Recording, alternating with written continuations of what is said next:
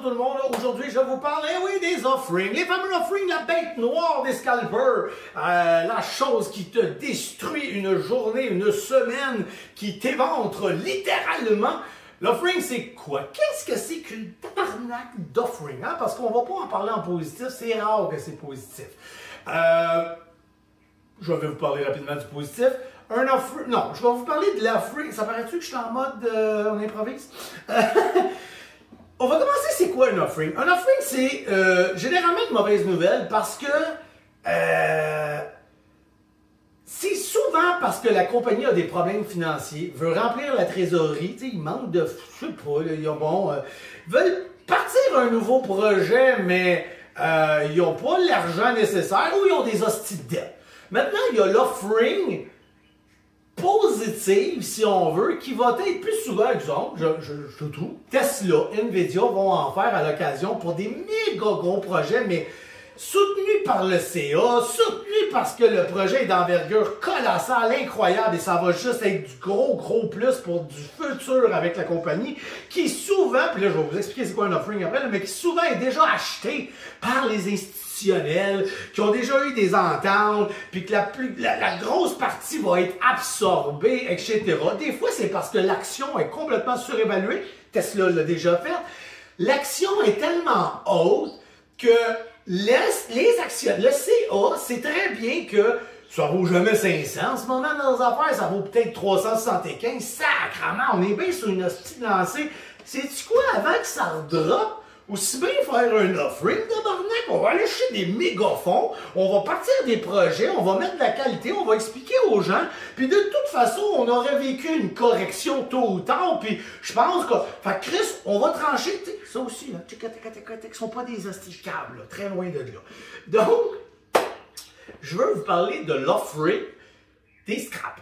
Hein? Des cochonneries, des pennies, des affaires à 3 piastres, là, des affaires pas très en santé, là, ok, on s'entend. C'est là-dessus que je veux vous parler des offerings. L'offering, c'est super simple. C'est en fait une compagnie, puis je vais vous faire une petite métaphore par la suite, mais c'est exemple une compagnie qui a, je vais faire des petits chiffres, ok, ça va être plus facile, qui a 1000, non, on va faire des chiffres normaux, 1 million d'actions actuellement sur le marché, 5 millions dans le float, puis le reste de 5 millions, là, les acheteurs, les instituts, tout paye même, OK? Qui valait à l'époque 6, mais qui est rendu à 5 $. La compagnie vit des problèmes financiers ou a des dettes, veut partir des projets, mais n'a pas les reins pour le faire, bon, etc. Fait que cette compagnie-là dit, bon, regardez, gars, ce qu'on va faire, asti, vu qu'on est en train de frapper un mur, que ça va pas très bien, qu'il faudrait changer des choses, on pense pas crever, mais il faut pas laisser ça de même. Chris, on va rajouter des actions sur le marché, puis évidemment, OK, là, je vous la fais la métaphore. C'est comme si il y avait une compagnie qui fait des Air Jordan, OK? La compagnie a sorti 500 Air Jordan et les 500 Air Jordan, il y en a 25 dans un magasin, 25 dans un autre magasin, 25, ça c'est des institutionnels, des hedge funds, c'est les gros joueurs. Mais en magasin, mais en tout cas, essayez de comprendre. Le reste, c'est moi, c'est Johnny. Moi, je suis un collectionneur, j'en ai 3, là, tu sais. Puis l'autre, il y en a juste un, hein, il l'achète là, puis il veut le revendre vite, là, tu sais. Bon, il se casse pas la tête.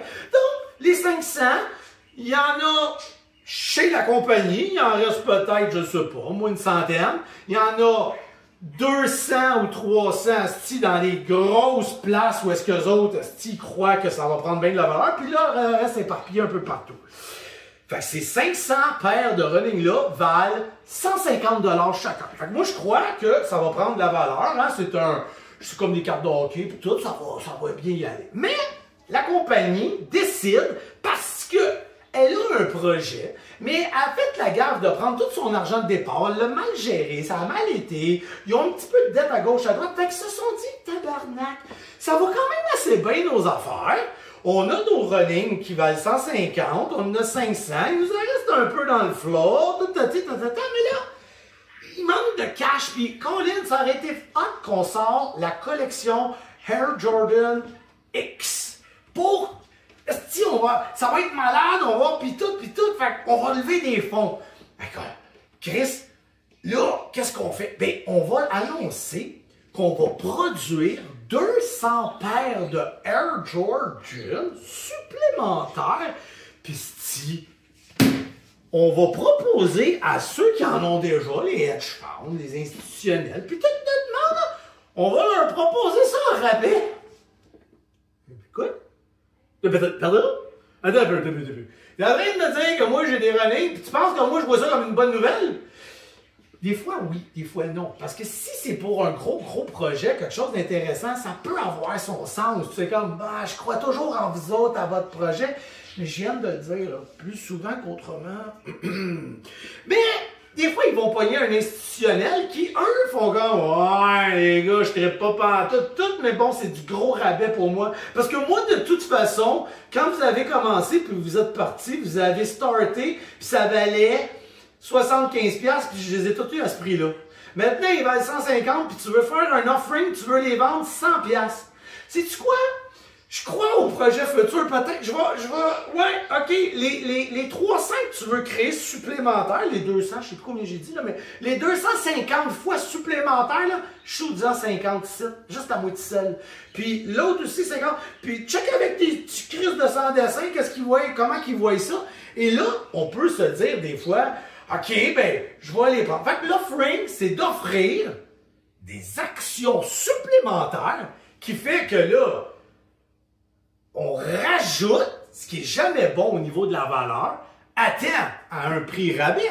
Parce qu'il n'y a aucune raison de faire un offering si j'ai pas l'argent dans l'immédiat. Puis si je le vends au même prix que le marché actuellement le vend, ben, il existe le float, il existe les autres. Je veux dire, il y en a qui croient plus en nous autres, puis l'action vaut, j'ai dit combien, 150.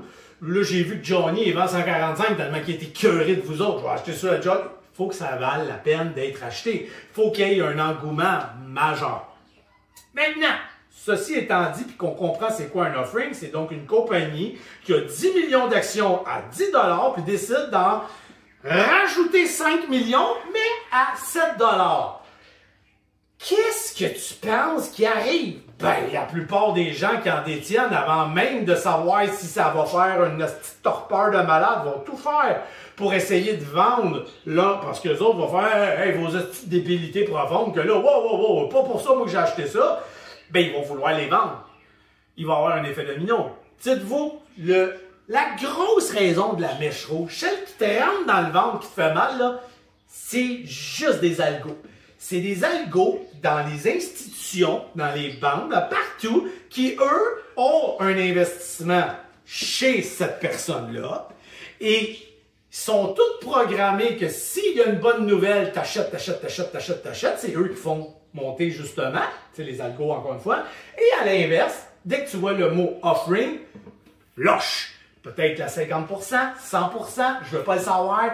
Tu vends au plus sacré. On avait ça à 75$, ça vaut maintenant 150$. Si tu vois le mot offering apparaître, si tu essaies de vendre ça, on va faire du pas vrai qu'on perd ça.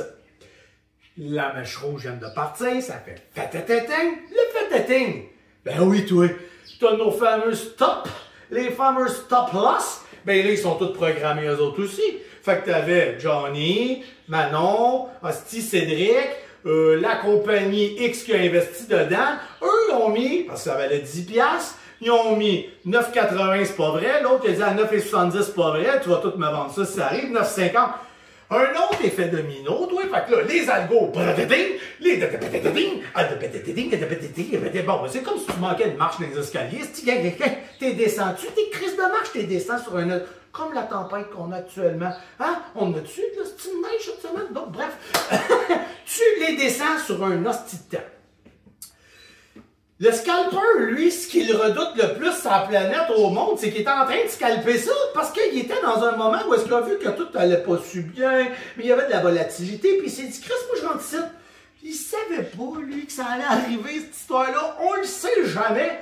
Et t'es dans le trade, hein? On va y aller avec des chiffres normaux. T'étais à 3,61, puis là 3,62, 63, 64, ça gosse, 61, ça revient, ça niaise. On va-tu décoller aussi? Offering. Fait que là, même si t'as mis ton stop loss, les algos ont passé avant toi, ben du monde ont pas fait que t'es sleepé. Si t'es pas mis de stop loss, parce que Chris, ça m'est arrivé une fois dans ma vie de tomber dans un offering, puis de la manger sur un petit temps. Puis dernièrement, j'ai failli en manger une, j'étais sorti 3 minutes avant, puis il y a eu l'offering. Et ça fait mal. Est-ce que ça fait mal? Mais si ça arrive, les dommages sont là pareil. Puis là, ben, tu as scrappé ta semaine pratiquement. Bref, est-ce qu'on peut trader ça un offering? Ben, ça va dépendre parce que je vous ai expliqué plusieurs affaires, là, les institutions, d'autres vont racheter, ils vont aller chez le rabais. Si c'est pas trop intense comme offering. C'est quoi un offering intense? Ben, c'est souvent quand que on va... c'est la taille de l'offering puis son prix. Donc, si j'émets, j'ai 10 millions en circulation qui existent, puis je dis 5 millions. C'est 50% de ce qu'il y a déjà. C'est immense. C'est immense. Ça crée une dissolution de tabarnak. Dilution très forte. Bref, vous avez compris ce que je veux dire. Très forte. C'est pas cool. C'est vraiment pas cool pour personne. Et aussi, si le prix est extrêmement loin par rapport, tu sais, qu'on te donne un rabais vraiment intense, ça aussi, c'est vraiment pas cool. Ça s'en va vers une catastrophe, ça s'en va vers le bas. Il peut y avoir certains dips, bounds, mais tu sais, ce qui va arriver, fais très attention à ça, parce que tu veux t'assurer que la drop est terminée. First dip, t'as un peu, c'est pas fini, il y a d'autres ding, il y a d'autres algos qui agissent, il y a d'autres stop loss, tu peux en manger des tabarnaks.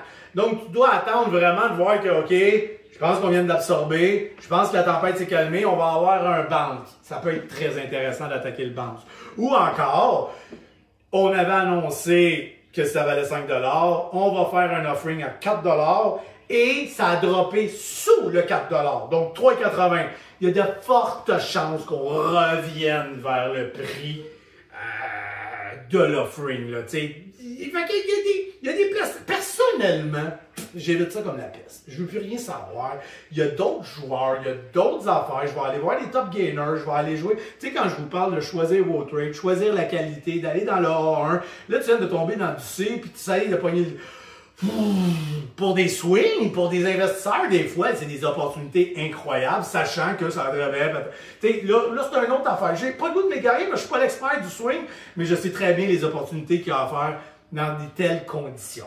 Alors, un offering, c'est une annonce subite que personne ne voit venir, sauf des fois les très grosses compagnies, les hedge funds puis tout ça, qui va être annoncée, qui va déclencher des algos, qui va déclencher des stop-loss, qui va créer une débarque monumentale et qui va t'avoir détruit ta journée au complet. Vive les hosties offerings de merde. Mais sinon, c'est ça un offering, c'est une compagnie qui décide tout simplement de rajouter des actions à une valeur plus basse que le prix actuel. Alors voilà, j'espère que ça vous réveille sur ce que c'est et qu'il n'y a pas vraiment de contrôle là-dessus. On peut pas... il n'y a pas vraiment de façon de savoir que ça s'en vient. Donc, malheureusement, ben, on fait juste s'assurer que ça n'arrive pas pendant qu'on est dans le trade. Comme je vous ai dit, en 6 ans, j'en ai vécu une. Fait que, faut pas trop non plus paniquer avec ça. Une autre chose, ça arrive très rarement pendant du gros momentum, pendant un top gainer. Une autre raison pourquoi je trade que les top gainers, ça vient après, ça vient dans le lac. La compagnie ne va pas commencer à sortir son estime nouvelle pendant que l'action est en train de prendre des... Mais non, ça n'arrive pas. Une autre petite raison d'attaquer les top gainers puis le momentum. Je dis ça, je dis rien. C'est ça. Passez une belle journée tout le monde. Bonne soirée. Peace, love et ciao!